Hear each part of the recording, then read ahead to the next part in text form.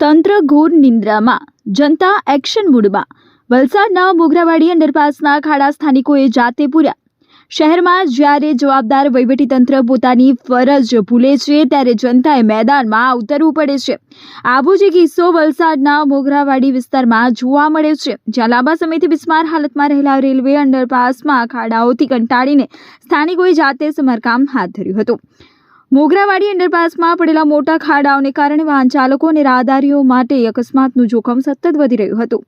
અંધારામાં ખાડા ન દેખાવાને કારણે અનેક ચાલકો પટકાયા હતા। પાણી ભરાવાના કારણે રસ્તાની સ્થિતિ વધુ દયનીય બની જતી હતી। સ્થાનિકો દ્વારા વારંવાર રજૂઆતો કરવા છતાં તંત્ર દ્વારા કોઈ જ ઠોસ કાર્યવાહી કરવામાં આવી નહોતી।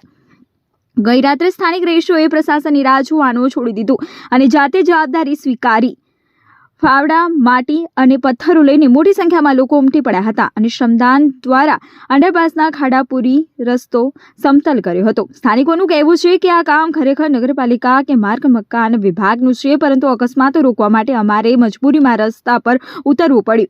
અમે માંગ કરીએ છીએ કે હવે તંત્ર જાગે અને અહીં કાયમી પેચવર્ક કે નવો રસ્તો બનાવે। આ ઘટનાએ સાબિત કરી દીધું છે કે જ્યાં પ્રશાસન નિષ્ક્રિય બને છે ત્યાં જનતા જ જનાર્દન બની ઉકેલ લાવે છે। હવે જોવાનું એ રહે છે કે આ જનરોષ અને જનજાગૃતિ બાદ તંત્ર સફાળું જાગે છે કે કેમ।